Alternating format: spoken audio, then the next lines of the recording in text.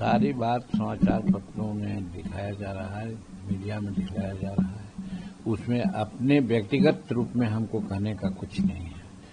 व्यक्तिगत ये हम लोग जानते हैं कि 20 तारीख को शपथ ग्रहण होगा, प्राइम मिनिस्टर भी वहां जाएंगे। हम लोगों को भी जाने के लिए कहा गया है। यहाँ कुछ आवश्यक काम के लिए आए हुए थे, आज भी आवश्यक काम है। लगता है कि आज काम करके आज ही बैक हो जाएंगे हम पटना।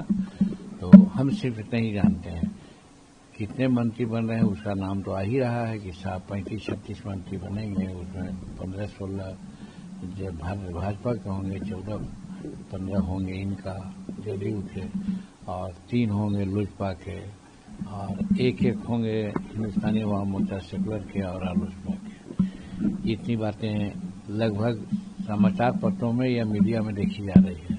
ऑथेंटिक कुछ नहीं कहा गया है, हम लोगों से कोई बात नहीं हुई है। तो ये है, और आपके माध्यम से बिहार की जनता को बहुत बहुत धन्यवाद देते हैं कि लैंडस्लाइड विक्ट्री उन्होंने दी है। और इसके श्रेय प्रथमतः तो मैं प्रधानमंत्री को ही देता हूं। प्रधानमंत्री का एफर्ट्स, बिहार के प्रति उनकी नजरिया, पूर्वोदय का उनकी कल्पना, जिसमें बिहार को भी उन्होंने माना है, और नीतीश कुमार उसको इम्प्लीमेंट किए बहुत ईमानदारी से।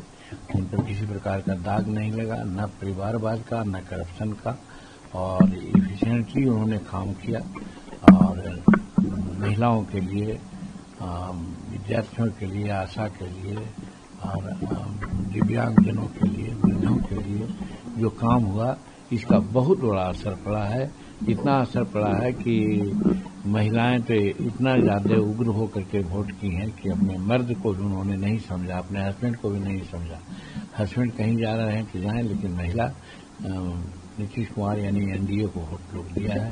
इसके चलते जो हम लोग सोचते थे उससे ज्यादा सफलता मिली। हम लोग तो 160, 70, 180 तक जाते थे, लेकिन 202 का मार्जिन आया है। ये नीतीश कुमार का काम और नरेंद्र मोदी जी का समर्थन, ये दोनों मिल करके डबल इंजन की सरकार को लोग ने वहां अच्छा समझा कि डबल इंजन की सरकार चल रही है, बिहार का विकास हो रहा है। 5 साल और मौका दे दिया जाएगा तो डबल इंजन की सरकार बिहार को विकसित प्रांतों में ला करके रख देगा। यही उम्मीद से बिहार के लोगों ने लैंडस्लाइड विक्ट्री हम लोग को दी है, जिसके लिए उनको धन्यवाद के पात्र वो लोग हैं। सर, आप लोगों को कुछ डिमांड है कि कुछ पर्टिकुलर मिनिस्टर बननी चाहिए, क्या कितने मिनिस्टर? अब अन्य लोगों की बात मैं नहीं कहता। जहां तक हिंदुस्तानी अवाम मोर्चा सेकुलर का है, कभी भी नहीं मंत्रालय मांगा है और नहीं मंत्री पद मांगा है।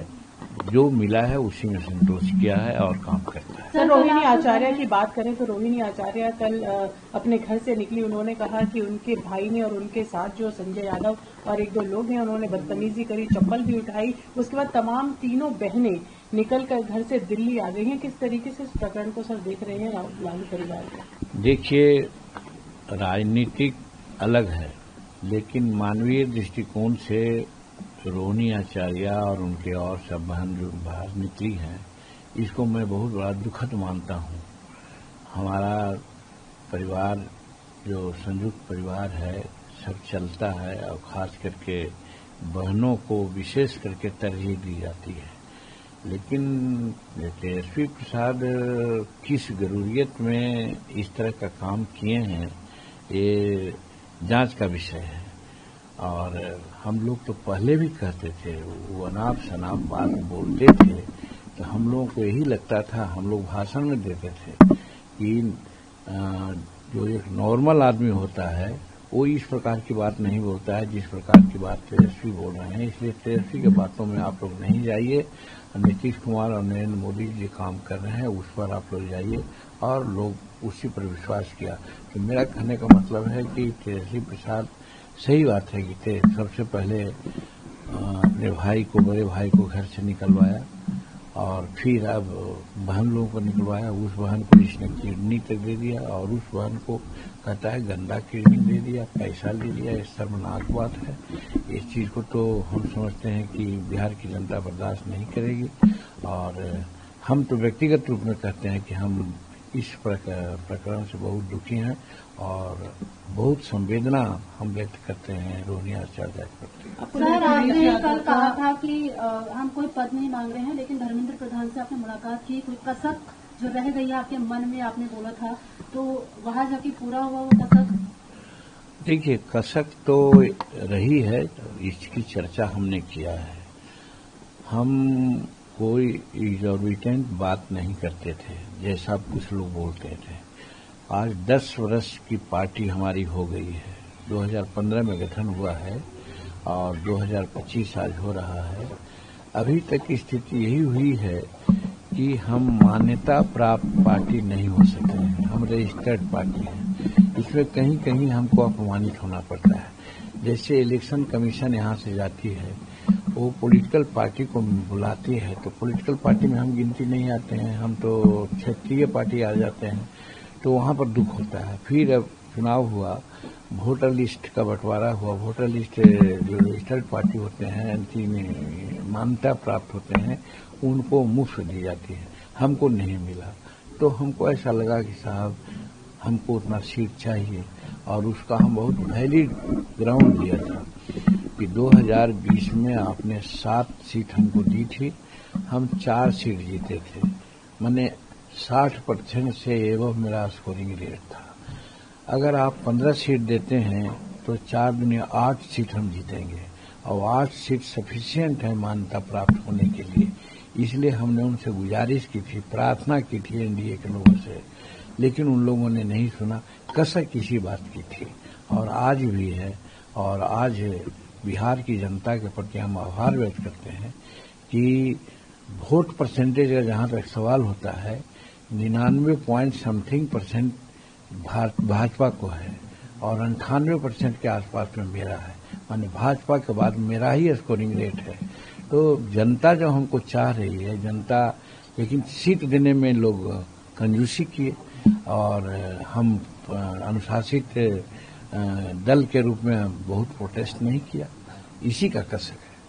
सर, दूसरी तरफ अगर बात करें, अखिलेश यादव का कहना है, उन्होंने राहुल गांधी की बात को सपोर्ट करते हुए कहा है कि वोट चोरी नहीं, वोट डकैती हुई है बिहार इलेक्शन को देखते हुए, उन्होंने कहा। रॉबर्ट वाड्रा भी सर यही बात कह रहे हैं। देखिए, इन लोगों का कहने का कोई औचित्य ही नहीं है। ये लोग तो जा करके अब 12 दिन 18 दिन उन लोगों ने पद यात्राएं की, और यात्रा में कुछ नहीं मिला तो प्रधानमंत्री के मां को गाली दिलवाए हो। उसके बाद जब लोग वहां के लोग डांटने लगे, टुटकारने लगे, तो ये भाग गए बाहर। कांग्रेस वाले लोग एकदम बेलूफ हो गए थे।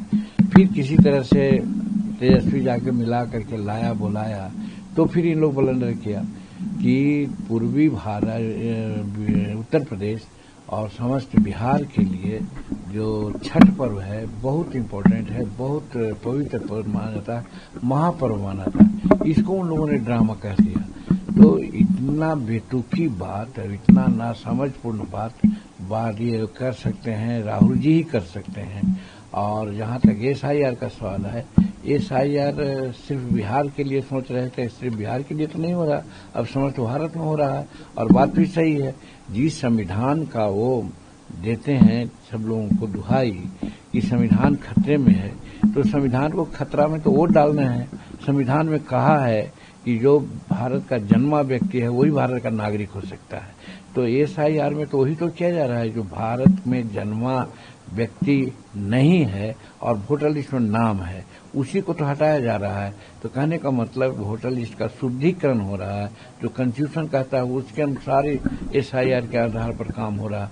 तो जब इलेक्शन कमीशन कॉन्स्टिट्यूशनल काम कर रही है, तो फिर इसको चोरी और डकैती चाहे जो भी कर दें, उन लोगों का ये अपना आत्मा की बात है, उन लोगों का संस्कार की बात है। सर, रॉबर्ट वाड्रा कह रहे हैं दोबारा पोलिंग होनी चाहिए। राहुल गांधी के जो जीजा है वो कह रहे हैं दोबारा पोलिंग होनी चाहिए, इसमें बहुत गड़बड़ी हुई है। रॉबर्ट वाड्रा कोई पॉलिटिकल आदमी है क्या? वो तो व्यापारी हैं, उन पर अनेक प्रकार का चार्ज चल रहा है, तो पहले चार्ज को पहले वो फेस करें, तब ना पॉलिटिकल बात बोलेंगे। कहीं कोई मीटिंग में भाषण दिए हैं क्या? तो उनको बोलने का क्या अधिकार है? सर, रोहिणी आचार्य ने जब ट्वीट किया, उसने कहा मेरे माता पिता और बहनों को रोता हुआ मैं छोड़ के आई। उनके कहने का मतलब ये था कि माता पिता उनके साथ हैं। तो आपको लगता है कहीं ना कहीं तेजस्वी यादव ने सिर्फ पार्टी नहीं, परिवार में भी डोमिनेंस अपना? देखिए, इस बात को पहले ही मैंने कह दिया कि तेजस्वी प्रसाद के कहने पर ही तेज प्रताप को बाहर निकाला गया था। उस समय परिवार में बहुत सारी बातें नहीं आई थी, और जब रोहिणी आचार्य पर जब गाली गलौज किया गया, उनके जो सलाहकार हैं उनके द्वारा चप्पल उठाया गया, तो ये एक्सेस जो होता है, अति होता है, अति से अति हो गया, तब घर छोड़कर लोग चल गए। तो सारी बात बोल रहे हैं, तो मेरा कहने का मतलब कि घर का आदमी, घर का बच्चा सारी बात बोल रहा है, तो अपने आप समझ में आना चाहिए कि उनके घर में क्या चल रहा है।